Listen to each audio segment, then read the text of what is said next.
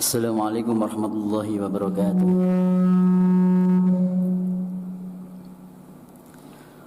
Alhamdulillah wassalatu ala Rasulillah.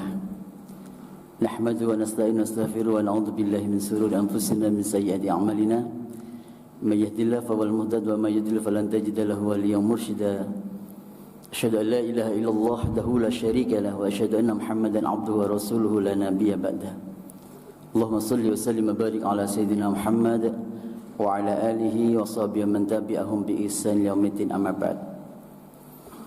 Hadirin muhtaramin sekalian para alim ulama, asatid, sesepuh bini sepuh jamaah salat subuh, Bapak Ibu, saudara sekalian rahimakumullah.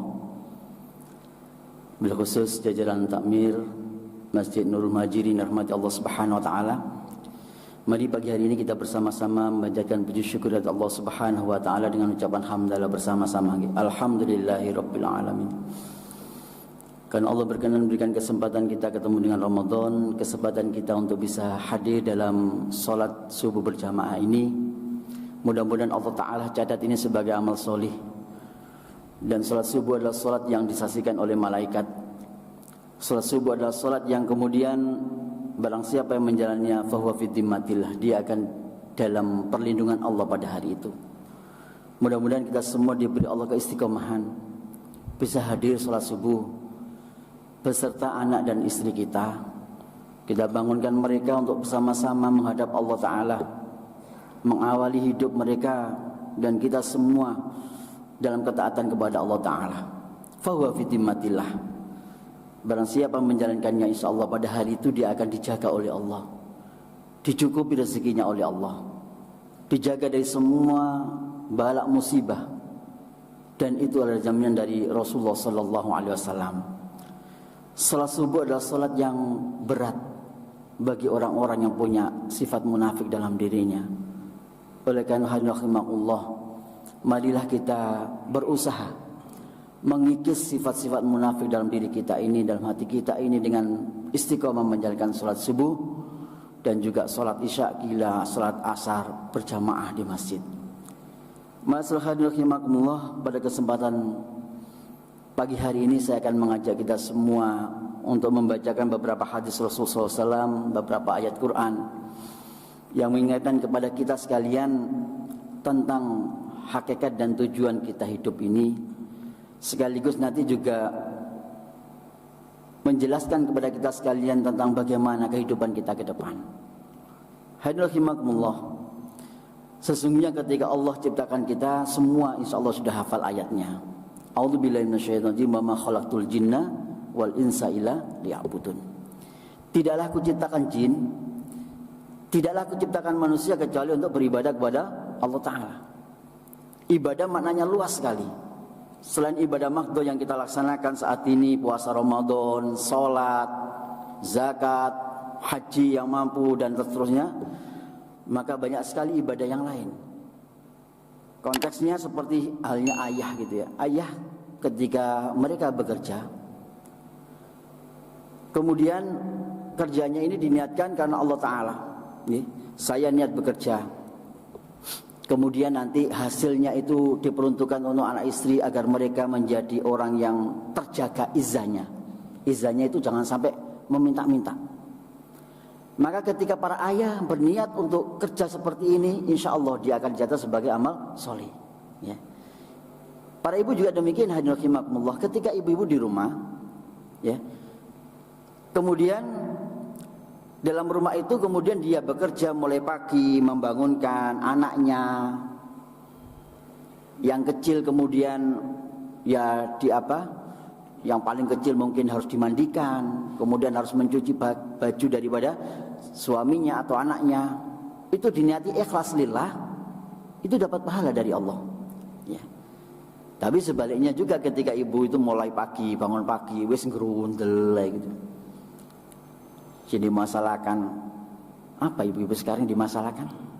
Semua semakin naik, ya. Misalnya begitu, misalnya. Kalau di sini insya Allah enggak ya? Ngaruh enggak ya? Minyak kemarin ngaruh enggak ya? Sama aja ya. Terus kemudian bapak-bapaknya kemudian gajinya ya tetap begitu ya, memang segitu ibu. Bahkan kalau lihat di luar itu ya bapak-bapak ada yang mulai kena PHK segala macam ya. Ketika gajinya tetap segitu, para ibu-ibunya tetap bersabar, ya. Jangan sampai kemudian umba-umba. Sekarang tidak ada, nggak ada umba-umba, Ustaz, laundry, ya laundry samalah. Ya. Kemudian sambil cuci-cuci itu rasa kesalnya itu ditumpahkan ke bajunya. Ya. Sing biasa pelan-pelan gitu. Ya. Kalau nyuci saking semangatnya sampai bajunya habis robek ya. Itu sebenarnya kesel kepada suaminya misalnya begitu. Seperti itu nanti ya pahalanya akan hilang. Ya.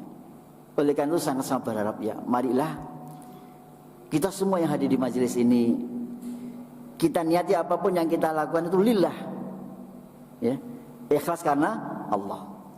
Karena memang kita semua ini diciptakan oleh Allah, itu tujuan yang pertama adalah wa ma khalaqtul jinna wal insa illa liya'budun. Ini penting.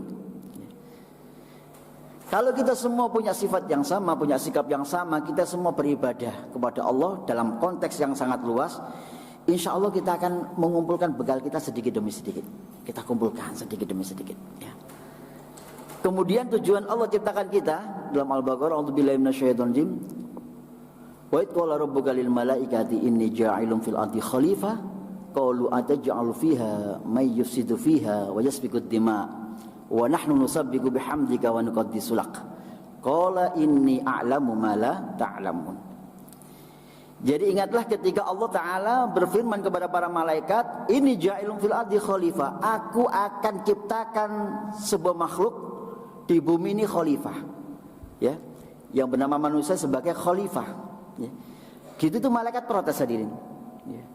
Dengan ada protes bertanya, ya Allah, qalu, ya Allah, kami ini sudah bertasbih kepadamu, ya, sudah mensucikan engkau, fanuqaddisulak, ya. Kenapa engkau ciptakan makhluk lagi yang kemudian tidak jelas itu tujuannya untuk apa, ya. Ataj'alu fiha may yufsidu fiha wa yasfiku dima. Bahkan diprotes oleh para malaikat, apakah engkau akan menciptakan di atas muka bumi itu, ya, orang atau makhluk yang akan bikin kerusakan, gitu. Jadi malaikat itu seolah-olah sudah tahu nanti di bumi itu apa, manusia itu nggak akan bikin kacau, ya. Terus suka menumpahkan darah gitu karena malaikat, ya. Loh, malaikat sudah prediksi, ternyata mirip-mirip apa buatan manusia ini. Coba aja ini perang nggak selesai-selesai, ya. Gontokan satu sana sama yang lain, ya. Ternyata cuma pernah diprotes oleh para malaikat. Ataj'alu fiha, apakah engkau akan menciptakan fiha di dalam bumi itu may yufsidu fiha, ya, orang yang akan membuat kerusakan di dalamnya, wa yasfiku dima, dan mereka suka menumpahkan darah. Malaikat dulu sampai protes. Tapi kemudian Allah Ta'ala berfirman, qala inni a'lamu ma la ta'lamun, aku ini lebih tahu daripada kamu, ya. Apa yang tidak kamu ketahui, aku ini tahu. Hadirin rahimakumullah, pertama kita diciptakan Allah ditujukan untuk beribadah. Yang kedua tadi untuk sebagai khalifah, pemimpin bumi, memakmurkan bumi. Nah, ini tugas ini. Makanya kemudian kalau ada pertanyaan, ada orang yang ditanya itu nggak tahu tujuannya diciptakan. Aku ini apa ya yang diciptakan dunia? Ada yang bertanya begitu. Sampai ini dunia tujuannya apa, nggak ngerti begitu. Jangan sampai kita tidak tahu, ya. Ketidaktahuan itu diwujudkan dengan antara lain misalnya begini, orang kerja siang malam, ya, berangkat pagi pulang malam, tapi kemudian ketika Allah panggil dia untuk menjalankan sholat zuhur misalnya ini, itu nggak ngereken, nggak mendatangi panggilan Allah, nggak beribadah kepada Allah. Berarti apa? Dia tidak tahu SOP-nya. SOP kenapa dia diciptakan, nggak paham, ya. Hadirin rahimakumullah, kalau SOP-nya kita diciptakan tujuannya untuk beribadah, maka itu ayo kita internalisasi apa ya? Oh, untuk beribadah. Jadi ketika sudah seperti itu, apapun kita mau melangkah hadirin, ya, mau berangkat kerja kah, yang muda mau berangkat kuliah kah, mau berangkat sekolah kah, para ayah mencari maisha, ibu-ibu bekerja di rumah, sekali lagi ayo niatnya dikembalikan bahwa kita ini semua dalam rangka ibadah kepada Allah. Ibu taat pada suami, ibadah. Bahkan ibu-ibu ini punya satu kunci ketika Anda dimudahkan masuk surga, itu Rasulullah katakan, idza shallatil mar'atu khamsaha, ketika seorang wanita itu sudah menjalankan sholatnya yang 5 waktu, ya. Kemudian wasomat syahroha, dia juga berpuasa Ramadan secara utuh. Nek nggak ada utang, puasa Ramadan segera di sahur misalnya begitu. Ada punya utang Ramadan santai mawon ya, meskipun boleh ya. Itu nyaurnya di bulan Saban itu boleh, tapi kita semua tak tahu ya kapan dipanggil Allah ya. Kalau bisa nyaur segera. Atau maksudnya ketika puasa Ramadan dengan baik itu hadirin, misalnya ini 5:30 maghrib ini ya, 5:30 kurang 1 menit misalnya, tiba-tiba tamunya datang, tamu bulanannya. Wih, kok gak engko ae gitu. Paham gak engko ae? Kok saiki wis tamu tegol, tamu mosok pakai informasi toh Bu ya. Gitu tuh ngeyel. Wis gak apa-apa kurang didik kurang 1 menit ae. Wis dianggap pos wae. Enggak bisa. Ya. Kurang 1 menit azan, kemudian tamunya datang. Anda otomatis saat itu batal. Ya. Puasa hari itu batal. Meskipun sudah 23 jam, masuk 27 jam. Kalau puasanya kurang 8 jam atau 7 jam gitu, kurang 1 menit. Ya. Nah, seperti ini harus dipahami. Ya. Ini penting, jangan sampai kemudian ibu kurang 1 menit aja, kurang 1 menit gak apa-apa Ustaz. Sapa sing ngarani gak apa-apa niku, ya. Tetap batal. Harus disahur, harus diganti di lain hari. Bapak-bapak juga begitu memberitahukan kepada ibu-ibunya, ya. Jadi shomat syahroha, berpuasa Ramadan dengan sebaik-baiknya, ya. Kunci surga. Yang ketiga, wahafadat farjaha, menjaga farji, menjaga kemaluannya, menjaga kehormatannya, ya. Jangan sampai kemudian ada banyak mungkin yang di luar, insyaallah di sini nggak ada. Termasuk menjaga kehormatannya ibu-ibu, saya pesankan, ayo dijaga. Bagaimana ibu-ibu atau mungkin mbak-mbak yang putri-putri ini jangan biasakanlah kita menjadi jamaah TikTokia. Ngerti ya jamaah TikTokia? TikTokia, semua bapak-bapak TikTokia. TikTok kan kalau cuci senengi gitu. Panjenengan bolehlah gunakan itu sebagai media dakwah. Jangan sampai kemudian panjenengan ada itu joget-joget di TikTok, diupload viral. Seneng kalau viral itu dilihat banyak orang. Padahal Rasulullah jelas melarang bagaimana seorang wanita itu ketika dia bergoyang-goyang di hadapan laki-laki yang lain, itu sudah termasuk perbuatan yang dilarang oleh ya.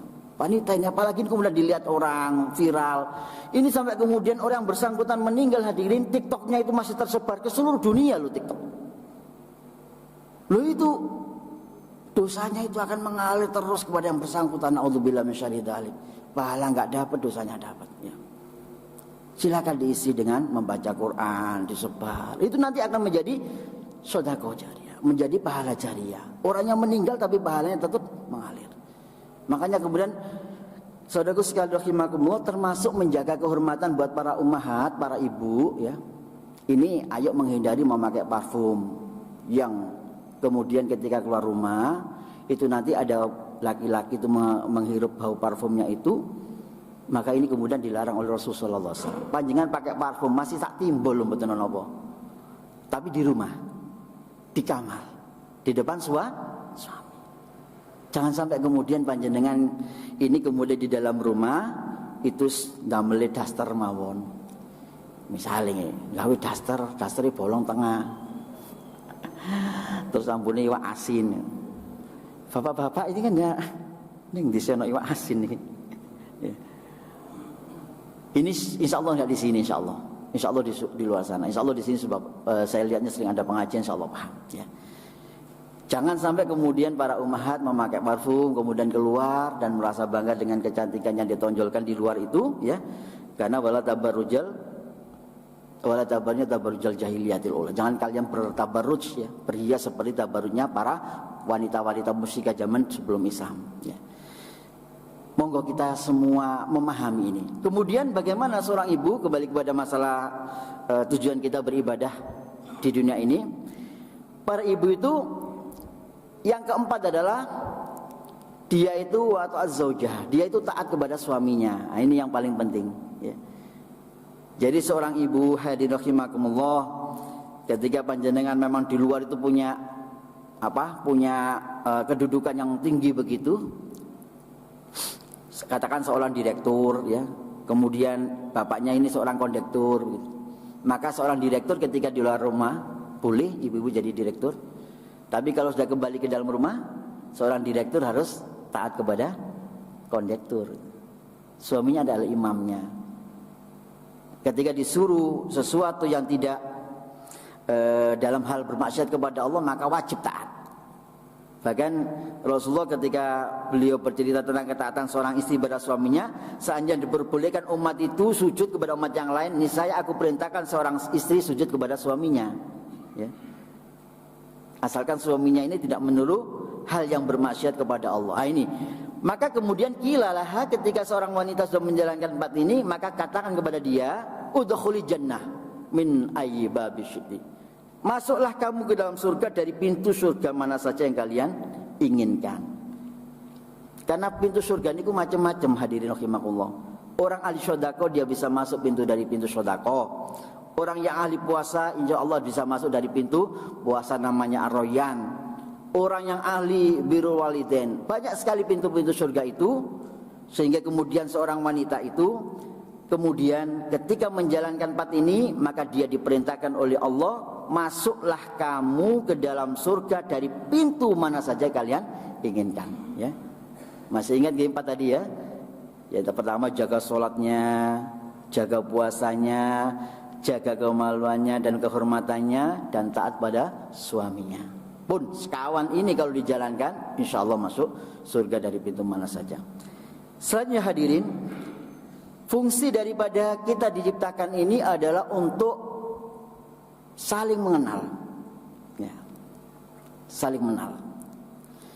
Ya ayyuhan nas, inna khalaqnakum min dzakari wa unsa wa ja'alnakum syu'uban wa qabaila lita'arafu inna akramakum indallahi atqakum. Kula panjenengan diciptakan Allah Ta'ala ini untuk saling mengenal ya. Satu dengan yang lain, saling bersinergi. Makanya bahasa macam-macam ya. Monggo kula panjenengan saling mengenal, saling bersinergi. Apalagi ini dalam masjid kita, Masya Allah. Masya Allah, masjidnya sudah bagus. Kemudian suara soundnya juga kayak hotel bintang 5 ini. Suara di masjid saya nggak seperti ini. Saya kepingin suaranya seperti ini, Masya Allah. Ini suatu yang luar biasa. Tempatnya AC ya, dingin enak. Tinggal bagaimana hadirin Bapak Ibu ini meramaikan masjid ini ya, untuk berjamaah ya. Karena hadirin rahimakumullah, la masjidun usisa 'ala taqwa min awal yaumin ahaqqu an takuma fihi rijalun yuhibbuna ayyatatahharu wallahu yuhibbul mutahhirin. Masjid yang kita bangun dengan seperti ini adalah masjid bagaimana kita lebih baik sholat di dalamnya. Karena di dalam masjid ini insya Allah berkumpul orang-orang soleh, para laki-laki yang mereka ingin memperbaiki diri gitu. Jadi kalau panjenengan tujuannya nang masjid nopo? Yang pertama kalau ajak ya, nek sakit mlebet masjidnya niki diniati itikaf nggih. Itikaf niku niati nggih niati mawon ya. Nawaitul itikaf lillahi taala. Ibu-ibu ngeten, masuk masjid niati itikaf apalagi Ramadan ya. Jadi itikaf itu adalah ibadah yang sangat dianjurkan, bil khusus asyrul awakhir, 10 hari yang terakhir. Pokoknya panjenengan masuknya nawaitul itikaf. Lihat niat untuk itikaf dan thalabul ilmi. Diniati dalam hati ya. Jadi para imam mazhab itu memang berbeda pendapat dalam hal lamanya itikaf. Imam Malik itu ya 24 jam. Ya. Kalau Imam Syafi'i itu qadra ya, ar-ruku ya. Sekiranya sepanjang kita ruku, Allahu Akbar, subhanallah azim bihamdi, subhanallah azim bihamdi, itu sudah termasuk itikaf pendek. Apalagi nanti tadi sudah dipesankan sama takmir kalau bisa sampai kita duha ya, suruk misalnya, ditutup dengan 2 rakaat, itu luar biasa ya. Barang siapa yang kemudian habis sholat subuh berjamaah, dia duduk tidak bergeser dari tempatnya ya, maksudnya ya tetap di dalam masjid itu, kemudian dia menjalankan aktivitas ibadah sampai suruk, maka kemudian insya Allah pahalanya seperti halnya diganjar haji dan umroh tamatan sempurna. Ini luar biasa ya. Hadirin rahimakumullah, Ketika tujuan kita sudah seperti itu diciptakan Allah, 3 hal ini ya, saya ulang lagi. Yang pertama untuk beribadah kepada Allah, yang pertama sebagai khalifah memakmurkan bumi, yang ketiga kita harus saling bersinergi, ta'aruf satu dengan yang lain. Maka kemudian hadirin rahimakumullah, maka ketika kita sudah seperti itu, maka kita harus tahu bahwasanya tujuan kita ya, itu ternyata dunia ini adalah ad-dunya mazra'atul akhirah. Ya. Allahumma sholli ala Muhammad. Dunia ini hanya sekedar tempat menanam. Sekali lagi menanam. Nandur. Nandur niku soro napa mboten? Saya tanya. Soro. Butuh duit napa mboten? Butuh duit. Tenaga napa mboten? Tenaga. Nandur napa mawon? Panjenengan nandur butuh pacul napa mboten? Mboten pacul Ustaz. Kula wis padha ae lah, pacul napa sekrop sapi mawon lah. Intine kan butuh alat, butuh tenaga, butuh biaya, butuh kesabaran, nggih. Mari nandur disirami napa mboten? Disirami. Kita ini di dunia itu hadirin, bukan untuk menikmati. Kita ini di dunia ini tujuannya adalah mazra'ah akhirah. Jadi kita ini adalah tempat, dunia ini tempat menanam ladang untuk kita ambil hasilnya, panennya di akhirat. Jangan sampai keliru ini. Ketika kita sudah meyakini dunia itu berarti tempatnya lelah. Betul, orang beriman itu tempatnya lelah di dunia. Karena kemudian dikatakan al-mautu rohatul mukmin. Kematian itu adalah tempatnya istirahat orang beriman. Berarti kalau panjenengan ini ngene dunia niki mboten wonten sing kemudian leha-leha, santai-santai, tidak mengisinya dengan hal-hal yang positif, harusnya tidak ada. Jadi kita berusaha habis sholat ini, kemudian kita ngaji, habis itu kita aktivitas di luar, boleh bercengkrama dengan istri sama anaknya, monggo itu juga pahala, ya. Tapi diusahakan jangan tidur sebelum matahari terbit. Nah, seperti itu Rasul sampaikan. Kemudian yang mau bekerja ini minggu, bagaimana ini Ramadan, berusaha untuk menghatamkan Al-Quran misalnya. Atau mungkin bersih-bersih mobilnya. Itu semua diniati mawon dalam rangka untuk ibadah kepada Allah ya. Ad-dunya mazru'atul akhir. Dunia ini adalah ladang tempat menanam yang insya Allah kalau kita mau menanam kita akan memanen. Tapi kalau tidak memanam sakit manen apa mboten? Tidak bisa. Kula panjenengan niki lho mboten nandur kok kepengin ngunduh, mboten saged. Kita itu kalau mau memanen buah mangga, otomatis kita harus menanam mangga. Kita nggak bisa nggak menanam itu kemudian kita berharap untuk memanen. Lah manen gini tonggone lah, betul sakit. Ya, kita harus mulai itu menginternalisasi pemikiran dunia ini adalah tempat kita bekerja, tempat kita menambah amal, tempat kita berlelah-lelah, tempat kita mengeluarkan keringat dan tenaga yang insya Allah kita akan ketika lakukan itu kita akan mendapatkan hasilnya nanti di akhirat. Tapi kalau kita tidak lakukan itu jangan harap kita akan panen. Itu harus diinternalisasi dulu. Kalau kita tidak menginternalisasi pokok-pokok pikiran kehidupan niki hadirin, maka kemudian kita sebagai muslim niku koyok-koyok gini santai ya. Ada yang ngomong ya, muda hura-hura, tua kaya raya, mati masuk surga. Ono sing nyeletuk sebelah surgane mbahmu. Ndak bisa begitu. Muda hura-hura. Padahal dunia muda itu dunia penuh potensi. Rasulullah itu memberikan tongkat estafet komando kepemimpinan kepanglimaan itu pada para muda. Ada yang 15 tahun dipasai sebagai panglima ya. Jadi muda ini ada tempat untuk menggembleng, menjadikan mereka secara fisik, psikis, mental, pemikiran, ruhiyah itu meningkat ya. Jadi para muda ini makanya ada pintu ya, pintu kebahagiaan bagi para pemuda itu syabun nasya'a fi ibadatillah. Pemuda yang mereka itu hidupnya diliputi dengan kesibukan ibadah kepada Allah. Lho ngoten niku wonten tiket khusus para pemuda itu. Nek arek nom-nom kan biasa ngapunten nggih leha-leha, nggih cangkruk.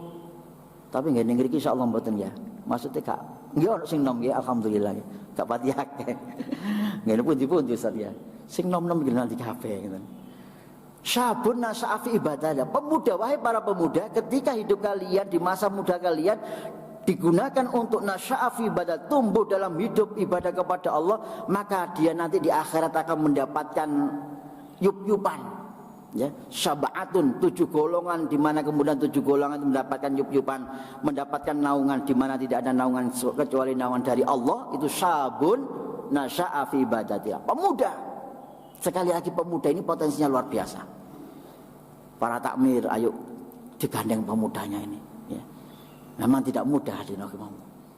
Arek nom iku butune apa? Oh, arek nom butune wifi disiapkan, tapi ya tetap di password. Arek nom butuh kreativitas disiapkan, disupport. Kadang-kadang azan gantian, mereka dimunculkan.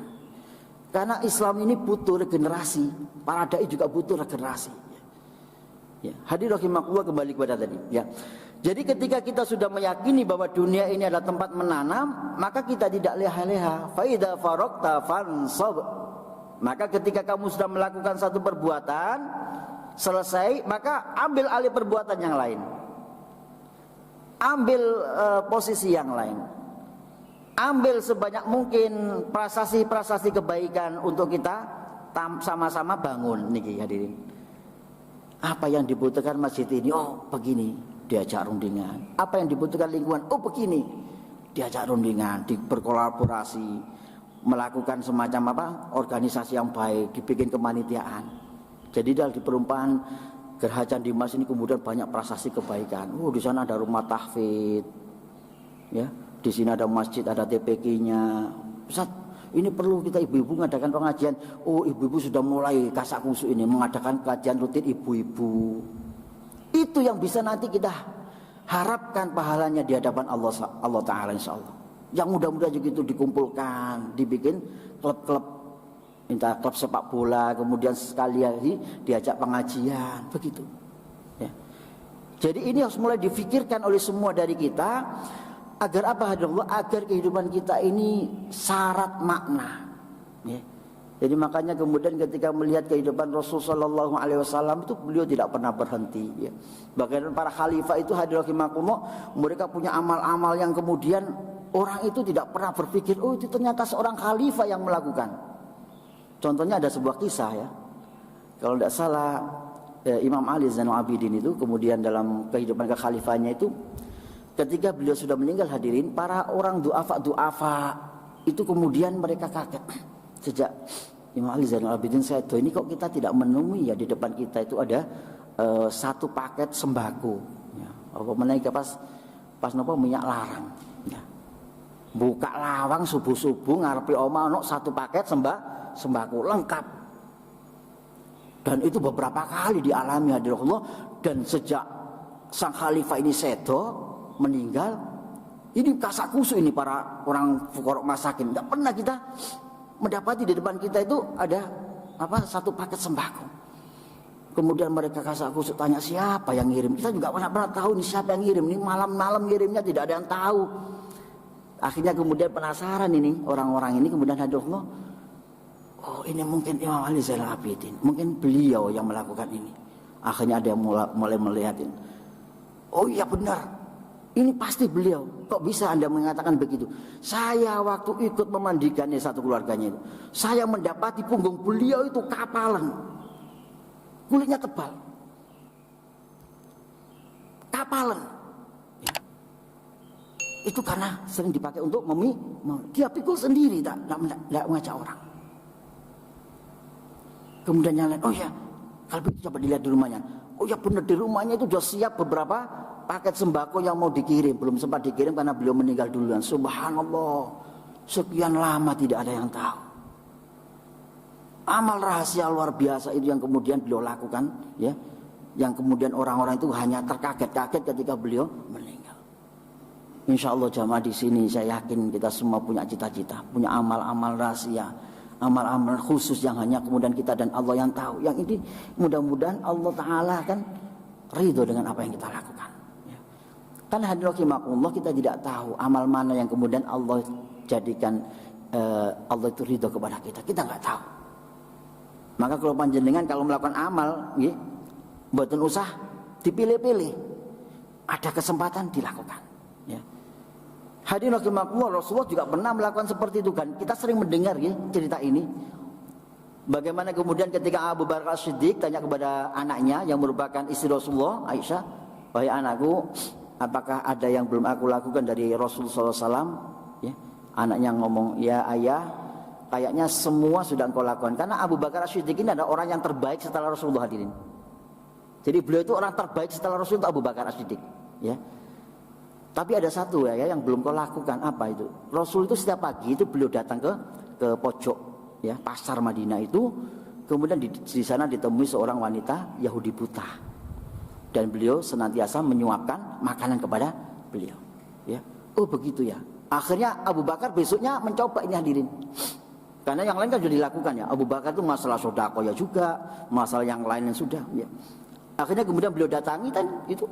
Ada seorang wanita di pojok pasar Madinah itu kemudian disuapi sama Abu Bakar. Disuapi. Terus si sepanjang menyuapi ini si wanita kan mengumpat-umpat Rasul ya. "Kamu jangan ikut-ikut Muhammad ya." "Ya, pesanku ya, jangan ikut Muhammad. Muhammad itu tukang merusak tatanan kehidupan." Begitu omongnya itu. Nyerocos mengarah-marah begitu. Ya. Dia memisahkan ayah dengan ibunya, suami dengan istrinya. Gara-gara dia ini kehidupan kacau ini di tengah-tengah kita. Oh begitu ya. Akhirnya Abu Bakar ini yang marah, namanya orang marah ya. Ya disuapin aja nih. "Siapa kamu?" "Lah aku yang biasa nyuapin." "Ya, yang nyuapin saya bukan orang seperti ini. Yang nyuapin saya itu orangnya lembut sekali.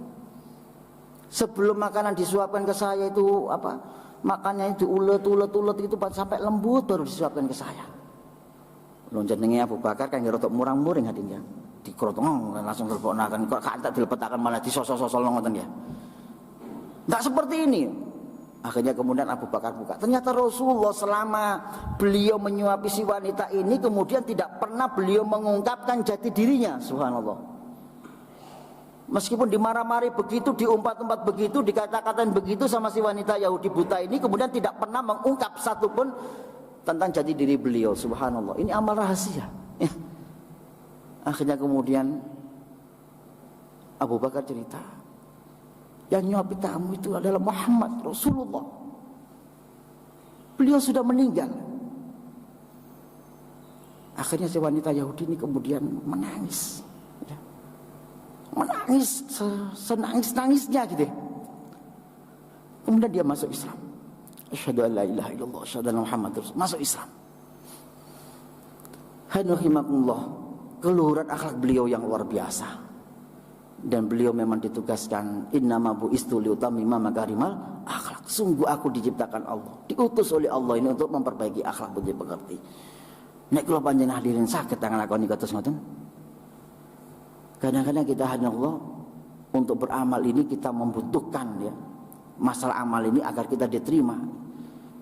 Itu adalah mensyaratkan pertama kita beramal itu ikhlas lillah karena Allah Ta'ala. Ikhlas lillah karena Allah ini tidak gampang ya. Makanya dalam Nashaikhul Ibad itu Rasulullah sampaikan salah satu daripada tanda orang yang dia itu termasuk orang yang celaka itu, hadirin ya, antara lain yang pertama adalah ketika dia itu melakukan perbuatan ya baik, itu dia bangga-banggakan, dia cerita-ceritakan, padahal belum ada kepastian apakah amalnya itu diterima oleh Allah atau ditolak oleh Allah Ta'ala gitu dalam Nashaikhul Ibad itu. Jadi ketika orang itu punya ciri ketika melakukan semua amal perbuatan baik ya, yang pertama itu dia itu cerita-ceritakan kepada yang lain, dibangga-banggakan, dipamer-pamerkan, akhirnya timbul riya, padahal belum ada kepastian, jaminan diterima atau tidak amal perbuatan kita. Maka itu berarti kita, naudzubillah, termasuk orang yang punya tanda orang yang celaka ya. Jadi kalau sudah seperti itu, hadirin, mari kita hindari ini ya, Rasulullah sampaikan ini. Kemudian tanda orang celaka yang kedua, beliau sampaikan ketika orang melakukan maksiat atau dosa, dia itu nasyah, mudah melupakan ya. Padahal semua perbuatan dosa dan maksiat kita itu dicatat oleh Allah Ta'ala. Mari ngelakoni maksiat, wis gak istighfar, wis lali Mending nglakoni maneh, lali meneh. Padahal tidak ada satupun yang terlepas dari catatan malaikat raqib dan atid. Berarti kalau kita punya sifat itu, nglakoni maksiat gampang lali, naudzubillah. Jangan sampai kita tergolong orang yang mendapatkan celaka dari Allah Ta'ala. Dalam Nasha'il Ibad kata Rasulullah. Jadi kita itu Allah punya malaikat yang wal malakul ladzi bila abin wa la aqla la syurba wa la nauma lahum. Malaikat yang senantiasa dia itu mencatat, tidak pernah tidur. Mulai diciptakan Allah, menciptakan Allah malaikat itu, ya. Mulai dari awal diciptakan itu menopang arus, dia akan menopang arus itu sampai hari kiamat. Dan enggak pernah protes. Pegel rek, ono pegel malaikat. Ya. Kalau kita kan pegel ya wonten nggih, pegel lumrahe manusa, pegel ngantuk. Lah nek arus dikon nyonggo ares ngantuk ya napa dinulung ya. Bahkan kemudian dalam riwayat yang lain itu dalam Al-Ghafir disebutkan malaikat Israfil itu diciptakan setelah Allah ciptakan langit dan bumi, dan kemudian Allah ciptakan trompet. Trompet ini diserahkan kepada malaikat Israfil, oleh malaikat Israfil dia pegang trompet ini dan dimasukkan ke dalam mulutnya begini.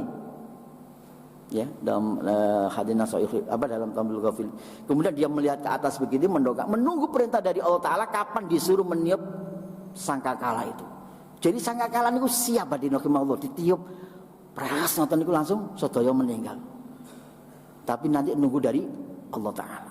Dan itu tidak pernah berhenti, dia memegang itu dan kemudian siap untuk meniup trompet itu. Jadi malaikat itu begitu.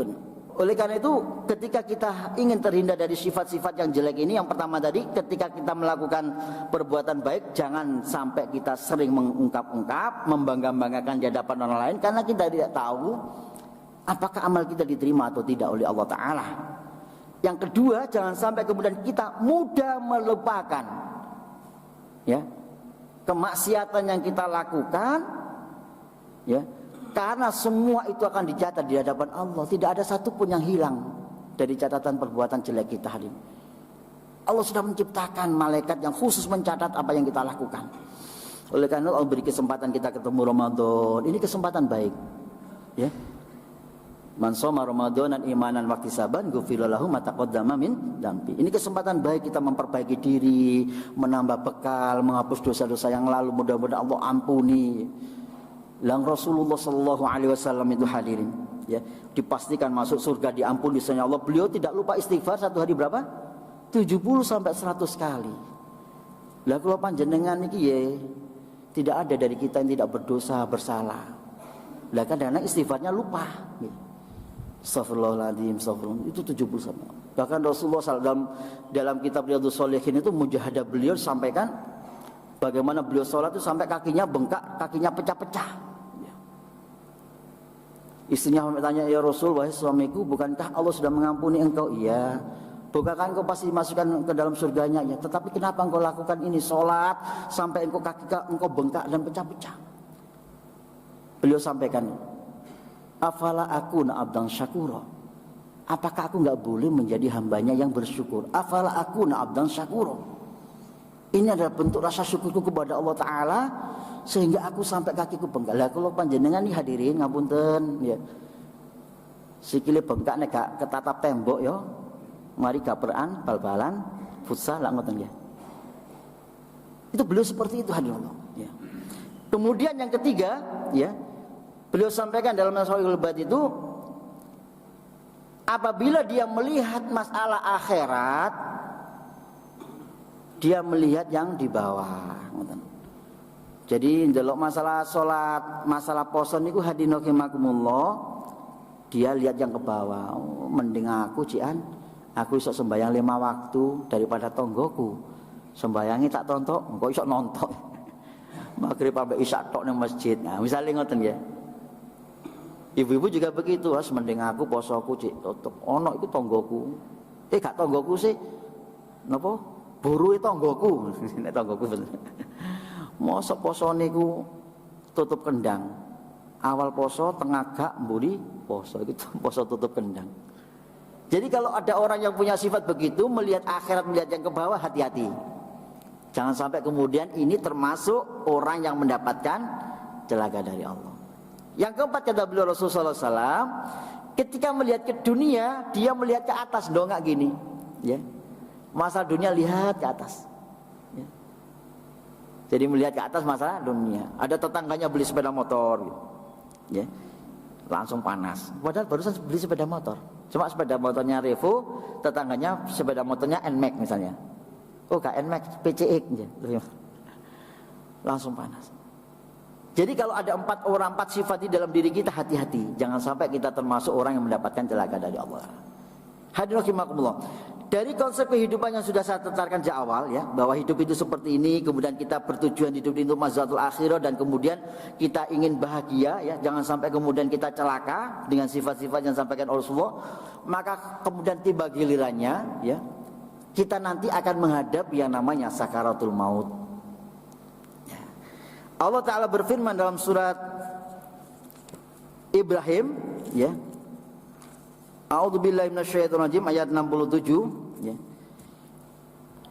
Yuthabbitullahu alladhina amanu bil qawli tsabiti fil hayatid dunya wa fil akhirah. Yuthabbitullahu alladhina amanu bil qawli tsabiti fil hayatid dunya wa fil akhirah.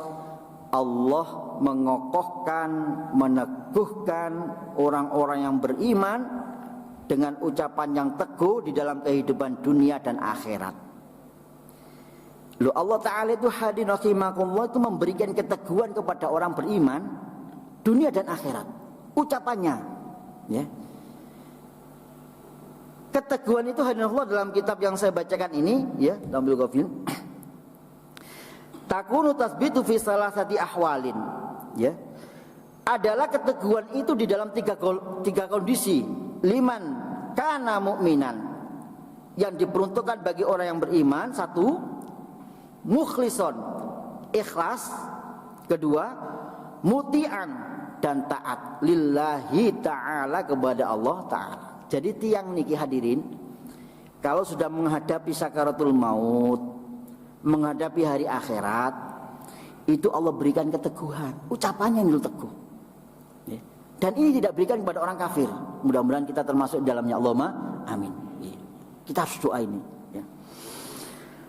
Ahad 2. Yang pertama adalah ketika dia bersama ketemu malakul mauti, malaikat mati. Jadi hadirin, malaikat maut itu ketika datang kepada kita untuk menjemput kita menghadap kepada Allah Ta'ala, ya, mereka itu datang pertama itu bergerombol, ya, ya. Kemudian mereka duduk, ya. Jadi wayajlisuna madal basar. Jadi disebutkan di sini malaikat yang datang itu kemudian mereka duduk, ya, sepanjang mata melihat, ya. Summa yaji'u malakul mauti hatta yajlu 'inda ra'sah. Jadi kemudian datang kemudian malaikat maut, malaikat Israel, dan kemudian beliau duduk di atas kepala yang mau mati. Fayaqulu, dan yang mengatakan, ya ayyuhatan nafsul mutmainnah,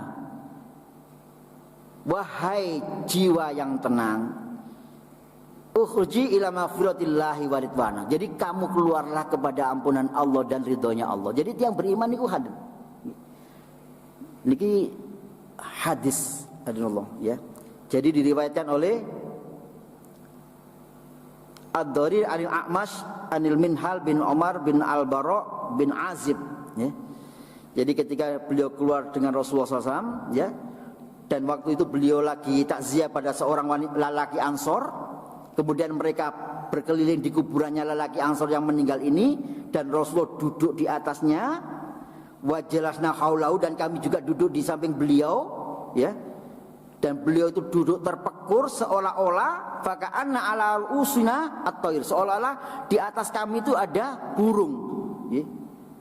Jadi duduk di tengah-tengah kuburan. Makanya kalau panjenengan ini diajari Rasulullah, kalau kita itu mau bertakziah lagi menguburkan saudara kita yang meninggal itu, usahakan ada sifat khudur. Nanti kita itu akan dipanggil Allah seperti itu, pun ngantos begejekan, nang kuburan ya begejekan, ya.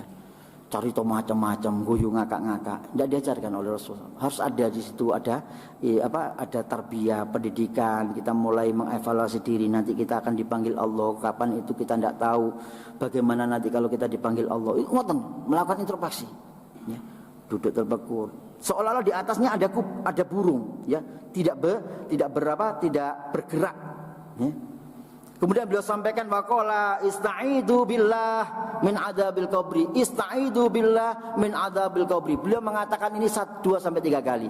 Wahai kalian para sahabatku, mintalah perlindungan kepada Allah dari azab kubur. Istaidu billah min adzabil qabri. Begitu. Ya. Disuruh oleh Rasulullah 2 sampai 3 kali. Mintalah kalian perlindungan dari azab kubur. Ini menunjukkan azab kubur itu ada. Nikmat kubur juga ada. Saya kemarin melihat sebuah tayangan dalam YouTube itu, saya benar-benar tidak terperanjat tadi.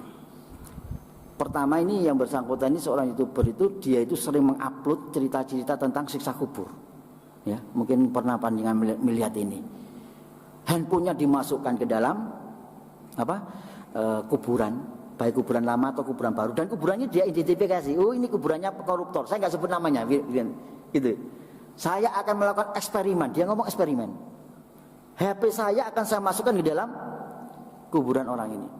HP-nya hadirin di wadah plastik begitu ya, HP-nya dinyalakan rekamnya, sama dinyalakan rekam suara sama rekam gambar, dimasukkan ke dalam, ditutup, di shooting itu. Besok kita kita cek. Ya madarmu kombetuno sing cukup ya Mas. Kata apa ini api ya. Samsung kok begitu cukup betul. Ini benar-benar eksperimen dan orang lain dia hanya ada beberapa kru yang tahu ya. Besok pagi diambil, subhanallah, masya Allah. Ternyata benar ada. Itu suara pating jelerit, orang-orang berteriak minta tolong karena kesakitan disiksa Allah itu ada, terekam dengan jelas. Kalau banyak sakit sih ngelakon ini enggak, ngerekam, ini dicoba, sing nom-nom nih dulu. Jadi yang bisa menggugah keimanan, menggugah kesadaran, sampai kemudian digambarkan itu sampai bisa di shooting itu. Ya. Suaranya itu bisa, terus ada gambarnya juga ada. Coba panjangan ini sesekali browsing yang seperti itu. Ada namanya siksa kubur. Ya. Bahkan dalam sebuah kisah dalam kitab ini disebutkan juga ada seorang segolongan orang itu, jadi dia lagi naik haji, salah satunya meninggal, dimakamkan di situ ya. Ini anehnya ketika kemudian dia melakukan penggalian di dalam kubur itu, hadirin rahimakumullah, ditemui di dalamnya ada ular kan begitu. Cerita ini sudah sering mungkin didengar. Berkali-kali begitu sampai 3 kali sana tanya sama Ibnu Abbas, kenapa bisa begini? Itu karena perbuatan dia. Ya, seandainya kamu kamu gali semuanya itu pasti juga akan seperti itu. Ya. Kemudian hadirin rahimakumullah, selanjutnya ketika sudah seperti itu duduk Rasulullah SAW dan para sahabat duduk, istaidu billahi min adzabil qabri, ya. Mintalah kalian perlindungan kepada Allah dari siksa kubur sampai 2 sampai 3 kali, ya. Maka kemudian beliau sampaikan, innal abdal mu'mina idza kana fi iqbali minal akhirah wangqat amnad dunya. Jadi ketika seorang hamba yang mukmin itu dia mau menghadapi dan masuk alam akhirat dan berpisah dengan dunianya, nazalat ilahi malaikah, ya, maka akan turun kepada dia malaikat yang kemudian baydul wujuhum, jadi wajahnya itu putih, ya. Terus kemudian seperti matahari, dan bersama dia itu ada sebuah kafan dari surga, begitu terus, ya. Jadi kafan dari surga, dan kemudian mereka duduk, ya. Malaikat ini duduk, ya, sepanjang mata melihat, ya. Kemudian datanglah kepadanya malaikat maut, sehingga malaikat maut itu duduk di atas kepalanya. Ini urutannya yang mau meninggal. Ini diceritakan oleh Rasulullah. Jadi semua akan mengalami ini. Cuma karena kita sama-sama betul mengalami, ya. Akhirnya kadang-kadang iya percaya tak kang. Lho kula panjenengan iki terserah. Nek dawuh Kanjeng Nabi monggo kula panjenengan sam'an wa ta'atan. Ya, saya dengar, saya percaya. Dawuh Kanjeng Nabi. Ya. Kemudian malaikat maut ini duduk di atas kepala beliau yang mau meninggal dan mengatakan, ayyatun nafsul mutmainnah, wahai jiwa yang tenang, keluarlah kamu menuju ampunan Allah dan ridhonya. Kalau Nabi SAW, akhirnya kemudian Nabi bersabda, ya, dan kemudian keluarlah rohnya itu, ya, dan keluarnya itu dibuat Allah mudah, seperti halnya menarik rambut yang ditarik dari tepung, ya. Kemudian rahimahullah diterima oleh malaikat ini, ya. Dan kemudian dipegang oleh malaikat ini, diserahkan ke dalam kafan yang dari surga, ya. Kemudian keluarlah dari jasadnya, kemudian baunya seharum minyak misik, ya. Hadirin rahimakumullah, setelah itu diangkat, ya. Ya muru nabi alal malak. Jadi melewati beberapa malaikat-malaikat yang ada di langit, ya. Para malaikat itu mengatakan mahadi ar-ruh at-thayyibah. Jadi roh siapa ini yang sangat baunya harum ini siapa? Ya. Seperti misik ini rohnya siapa? Kemudian diceritakan bahwa ini adalah ruhnya fulan bin fulan, ya. Ruhnya orang yang soleh, ya. Dengan bi'ahsani asma'i, dengan disebutkan nama-nama yang terbaik. Ini ahli sholat jamaah di Nurul Muhajirin, ahli dengarkan pengajian di Nurul Muhajirin, dan seterusnya dan seterusnya. Ini saya agak percepat, ini insyaallah sudah syuruk ini, ya. Kemudian hadirin rahimakumullah, setelah itu kemudian dihadapkan kepada Allah Ta'ala, ya. Dan kemudian setelah sudah sowan kepada Allah, fayaqulu Ta'ala uktubu kitabahu fi ailiyin, ya. Catat namanya di iliyin, ya. Kemudian dikembalikan ke bumi, ya, roh ini. Jadi minha khalaqtahum, darinya kamu itu diciptakan, dan kepadanya kamu akan dikembalikan, dan kamu akan dikeluarkan dari bumi itu taratan ukhra, wa minha ukhrijuhum taratan ukhra, ya. Akhirnya roh itu dikembalikan ke dalam jasadnya. Wa ya'tihi malakani, akan datang kepada dia malaikat dua, dan kemudian ditanya fayaqulan lahum marrabbuka, persis. Malaikat Munkar Nakir tanya, siapakah Tuhanmu? Ya. Fayaqulu rabbi Allah, Tuhanku Allah. Ditanya lagi, ma dinuka, apa agamamu? Fayaqulu dinul Islam, agamaku Islam. Ditanya lagi oleh para malaikat, ya. Jawab dengan sempurna, dengan baik. Maka inilah dikatakan sebagai dalam kitab yang tadi surat Ibrahim itu, wa yusbitullahu alladhina amanu biqauli sabit. Allah meneguhkan ucapan-ucapan orang beriman dengan ucapan yang teguh, yaitu yang pertama ketika malaikat mau datang menjemput kita sekalian, itu ucapannya teguh. La ilaha illallah Muhammadur Rasulullah, boten ragu-ragu belas. Itu syaratnya apa? Mukminan, mukhlison, muti'an. Iman, ikhlas, taat. Allah akan beri jaminan, ya. Kemudian hadirin rahimakumullah, setelah itu kapan lagi keteguhan itu akan didapatkan, ya? Keteguhan itu akan didapatkan hadirin rahimakumullah, ya. Itu yaitu ketika kemudian, ya, dia itu nanti dibangkitkan di alam kubur, ditanya di alam kubur, ya.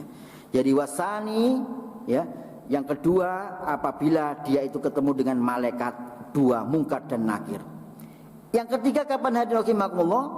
Yang ketiga itu nanti dia akan diteguhkan ketika dia di yaumul hisab, ya.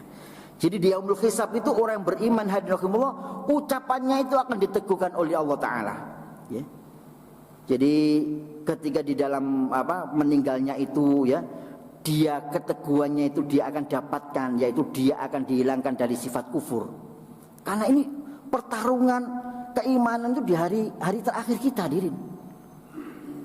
Orang-orang yang kita cintai itu kemudian mendo-mendo seperti mereka. Jadi setan itu mengganggu kita, kepingin kita masuk ke dalam golongannya, dia kemudian mendo-mendo seperti orang yang kita cintai, ngeret ke arah yang sebaliknya. Nah, jadi al-ismatu minal kufri, dia itu akan dijaga dari sifat kufur, wa taufiq al-istiqamah ala tauhid, dan kemudian diberi pertolongan Allah senantiasa dalam ketauhidan, la ilaha illallah, teguh. Makanya kemudian hadirullah, ada orang itu man qala fi akhir kalami la ilaha illallah dakhala jannah.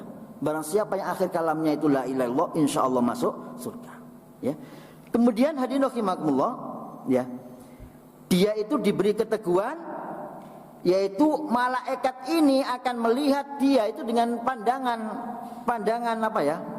Pandangan rahmat, pandangan yang menggembirakan. Malaikatnya itu akan berubah menjadi makhluk yang sangat indah, tidak menakutkan, begitu, ya. Malaikat maut itu kepada orang beriman. Allah beri fasilitas orang beriman ini, nanti dia akan datangi malaikat yang malaikat itu tampilannya itu luar biasa, tidak menakutkan. Sebaliknya dengan orang kafir beda. Orang kafir akan datangi malaikat yang menakutkan, baunya Masya Allah menakutkan sudah. Kemudian hadirin rahimakumullah, nanti kemudian ketika meninggal ini dia diberi Allah keteguhan itu, yaitu dia akan ayyura, ditunjukkan tempatnya di surga. Makanya kemudian hadirin, ada orang yang meninggal itu Masya Allah tersenyum, karena Allah sudah tunjukkan tempatnya nanti di surga. Matanya melihat itu, kemudian mulutnya tersenyum. Ini orang beriman itu mendapatkan jaminan begitu, ya. Jadi malaikatnya tampil dengan malaikat tampil yang indah, terus kemudian ditunjukkan tempatnya di surga, makanya kemudian dia tersenyum, ya. Hadirin rahimakumullah, kemudian ketika malaikat Munkar Nakir tanya juga begitu, dia juga akan ditunjukkan raudhatun min riyadil jannah, ya. Ayyura makanahu fil jannah, ya. Dia ditunjukkan tentang tempatnya di surga, dan kemudian dijadikan kuburnya itu raudhatun min riyadil jannah. Jadi amat tasbih, ya. Adapun pemberian kekokohan kepada orang beriman itu hadirin rahimakumullah, itu macam-macam rupanya, ya. Termasuk ketika di dalam kubur itu ayazula anhu al khauf, dihilangkan dari yang bersangkutan rasa takut, rasa khawatir tentang dahsyatnya kematian, ya. Kemudian yang terakhir itu nanti di akhirat kelak itu ayyushya alaihi al-hisab, dia akan ayyashal ali al-hisab, dia akan dimudahkan, ya, atas dia itu hisab atau perhitungannya. Jadi perhitungannya dimudahkan, ya, semua kesalahan dan dosanya itu dihapuskan oleh Allah Ta'ala, ya. Jadi kemudian kita mendapatkan rahmat dari Allah Ta'ala. Itu yang kita harapkan itu, ya. Jadi kesempatan pagi hari ini saya mengajak menginternalisasi apa tujuan kita hidup di dunia ini, bagaimana kita menjalani kehidupan di dunia ini, ya. Bagaimana nanti ketika Allah, ya, nanti sudah menunjukkan waktunya, ya, menyuruh malaikat menjemput kita, ya. Jadi kemudian kita semua dalam keteguhan, kekokohan iman, ya, ucapan kita menjadi ucapan yang kokoh, yang kita harapkan itu, dan kita semua mati husnul khatimah. Itu yang kita harapkan dari Allah. Mudah-mudahan Allah mudahkan kita menapaki kehidupan ini, mengisinya dengan segala kebaikan, dan kemudian Allah takdirkan kita semua husnul khatimah. Mudah-mudahan sekelumit apa yang sampaikan ini bermanfaat. Sebelum saya tutup, mungkin satu atau dua pertanyaan dari jamaah, saya silakan.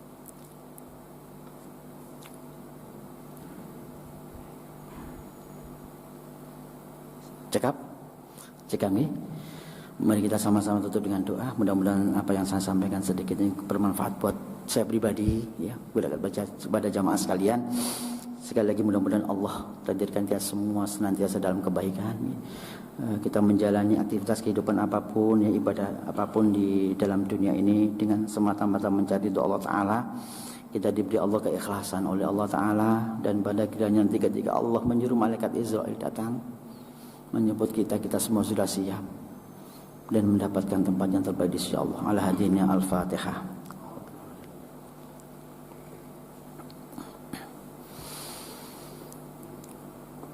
A'udzu billahi minasyaitonir rajim. Bismillahirrahmanirrahim.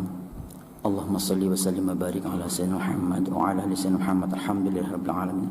Hamdan syakirin, hamdan naimin, hamdan yuafi ni'amahu wa yakafi mazida. Ya Rabbana lakal hamdu kama yanbaghi li jalali wajhikal karim azim sultanik. Allahumma fir lana dzunubana, ya Allah, ampuni dosa-dosa kami.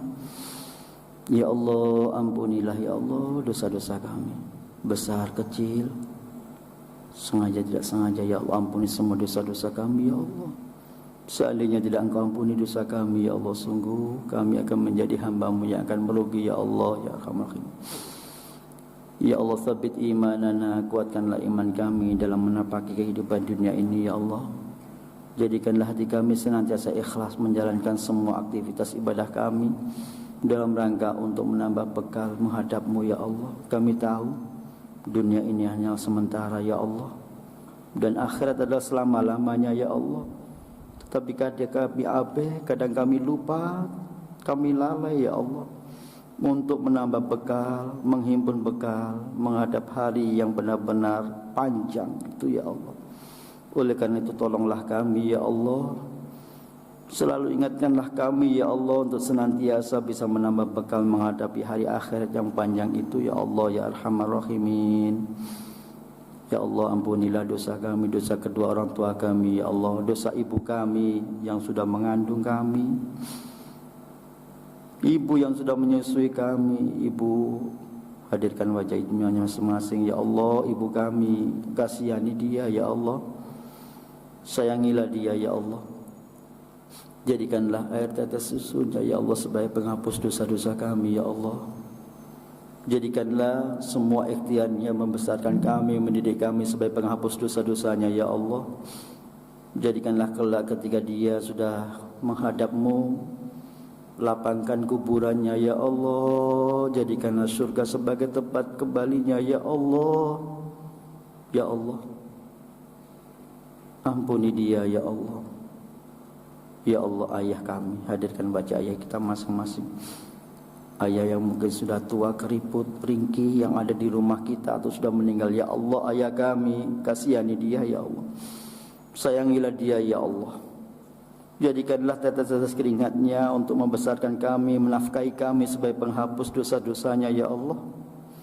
Kasihani dia ya Allah. Jadikanlah nanti ketika dia kembali ke hadipan-Mu ya Allah, lapangkan kuburannya, berilah nikmat kubur kepadanya ya Allah. Jadikanlah syurga sebagai tempat kembalinya ya Allah atas semua ikhtiar dia menghidupi kami ya Allah ya Arhamar Rahimin. Sungguh kami yang sudah setua ini, sebesar ini, terkadang belum bisa berbakti kepada mereka berdua, belum bisa berbakti dengan sebaik-baiknya kepada mereka berdua. Terkadang-kadang ingat tidak kepada mereka berdua karena kesibukan kami dengan keluarga kami ya Allah ya Arhamar Rahim. Ampuni kami ya Allah dan ampuni mereka ya Allah ya Arhamar Rahimin. Padahal Engkau sudah wasiatkan kepada kami, wala taqul lahuma uffin wala tanharhuma wa qul lahuma qawlan karima.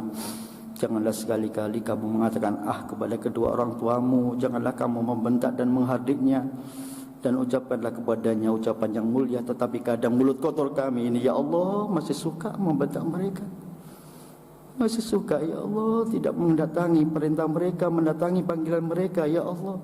Oleh karena itu kasihani kami, maafkanlah kami, maafkanlah mereka ya Allah ya Arhamar Rahim. Menjadikanlah hidup kami hidup yang manfaat. Sekiranya nanti malaikat Israel datang ya Allah, lidah kami kokohkanlah seperti yang Kau sampaikan, wasabitullahu alladhina amanu biqauli sabit fil hayatid dunya wal akhirah la fil akhirah. Allah mengokohkan ucapan orang beriman ya Allah. Jadikanlah kokoh ucapan kami ketika nanti datang malaikat maut kepada kami, sehingga lidah kami bisa mengucapkan la ilaha illallah Muhammadur Rasulullah. Jadikanlah kokoh kami ketika nanti malaikat Munkar dan Nakir menanyai kami dalam kubur. Dan jadikanlah kami senantiasa kokoh dalam ucapan kami ketika nanti menghadap kisah-Mu ya Allah ya Arhamar Rahimin. Sungguh kami sangatlah lemah ya Allah. Tanpa pertolongan dari-Mu kamilah tidak apa-apa. Kami tidak akan mampu menghadapi itu semua. Tolonglah kami. Allahumma khtim lana bi husnil khatimah. Rabbana atina fid dunya hasanah wa fil akhirati hasanah wa qina adzabannar. Sallallahu alaihi wasallam Muhammad. Alhamdulillahi rabbil alamin. Hadirin kurang lebihnya saya mohon maaf. Billahi taufiq wal hidayah. Assalamualaikum warahmatullahi wabarakatuh.